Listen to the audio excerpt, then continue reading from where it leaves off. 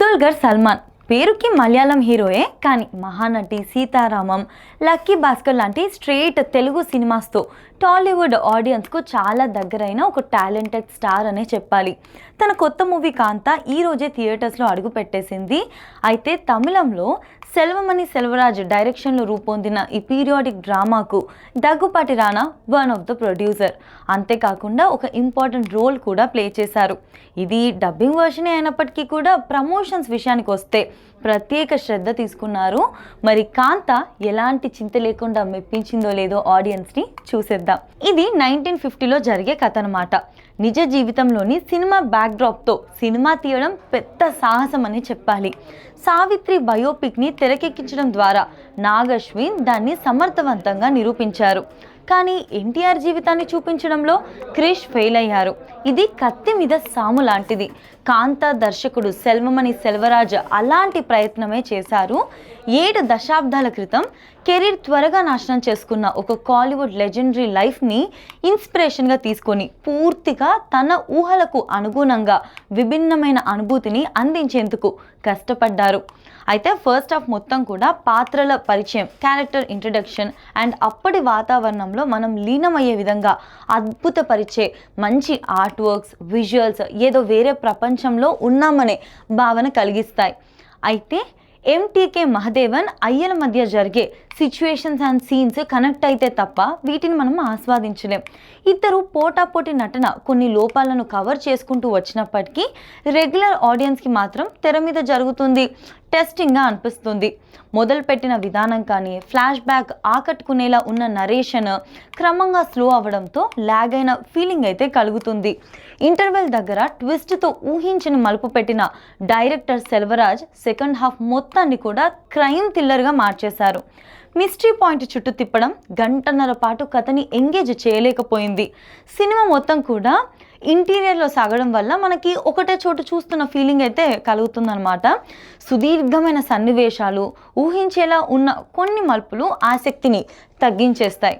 అయితే క్లైమాక్స్కు వెళ్ళే క్రమంలో ఒక్కో ట్విస్ట్ని ఓపెన్ చేసుకుంటూ చివరికి అసలు కిల్లర్ని రివీల్ చేయడం బాగుంది. సాధారణ ప్రేక్షకులు, రెగ్యులర్ ఆడియన్స్కి అయితే అంత ఈజీగా ఇది గెస్ అయితే చేయలేరు. కాంతా ఖచ్చితంగా ఒక డిఫరెంట్ ఎక్స్పీరియన్స్ ఇస్తుందనే చెప్పచ్చు. కాకపోతే చాలా ఓపికను డిమాండ్ చేస్తుంది. ఎమోషనల్గా ఆడియన్స్ను లీనమయ్యేలా చేయడంలో సెల్వరాజ్ ఈసారి కాస్త విఫలమయ్యారనే చెప్పాలి. చూస్తున్నంతసేపు సినిమాలా కాకుండా ఒక స్టేజ్ పర్ఫార్మెన్స్లా అనిపించడం కాంతాలని ఒక పెద్ద మైనస్.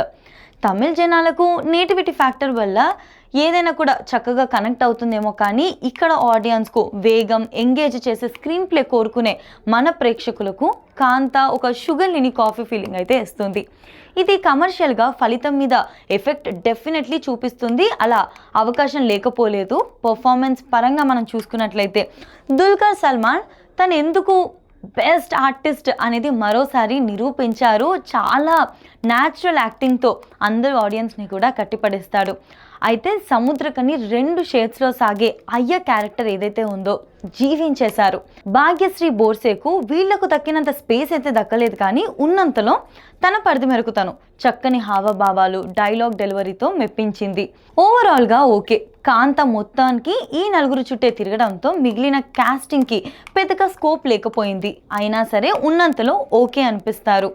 జాను చంతర్ సంగీతం కాంతకు ప్లస్గా నిలిచింది. పీరియాడిక్ డ్రాప్ కాబట్టి దానికి తగ్గట్టుగానే సౌండ్స్ ఎంచుకొని బీజిఎం కంపోజ్ చేసిన తీరు ఆకట్టుకుంది. పాటల పరంగా పెద్దగా మ్యాజిక్ అయితే ఏం జరగలేదు, కానీ కెమెరా వర్క్ చాలా చాలా బాగుంది. విజువల్స్ని గొప్పగా ప్రజెంట్ చేశారు. కలర్ టోన్, ఫ్రేమ్స్ దర్శకుడి ఆలోచనలను గొప్పగా చూపించాయి. లెవ్లిన్ యాంథోనీ ఎడిటింగ్ ఇంకొంచెం షార్ప్గా చేసి ఉండాల్సింది. ఆ ల్యాగ్ ఫీలింగ్ కాస్త తగ్గేదేమో.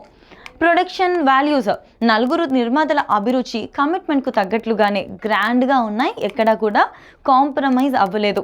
చివరిగా చెప్పాలి అంటే కాంతా ఒక షుగర్ లేని కాఫీ లాగా, ఇంతకుముందు చెప్పినట్లుగానే కొందరికి ఆ రుచి నచ్చవచ్చేమో, కానీ ఎక్కువ శాతం వరకు కూడా ప్రేక్షకులు దీన్ని ఆస్వాదించలేరేమో అని అనిపిస్తుంది. దుల్కర్ కోసమే వెళ్తే కొంత నిరాశ తగ్గుతుంది, కానీ మహానటి రేంజ్లో ఊహించేసుకొని ఏదో కట్టిపడేసే రేంజ్లో ఉంటుందని వెళ్తే మాత్రం డెఫినెట్లీ డిసప్పాయింట్ అవుతారు. ప్రైమరీగా కాంతా తమిళ్ నేటివిటీతో అక్కడి వర్గాలకు టార్గెట్ చేసుకుంది కాబట్టి మనకిలా అనిపించడంలో ఆశ్చర్యం లేదు. విపరీతమైన స్లోతో సాగే కాంతాను అంతకన్నా రెట్టింపు ఓపికతో చూడాలి, లేదంటే ఈ వీకెండ్ బెస్ట్ చాయిస్ అనిపించుకోవడం కష్టమే.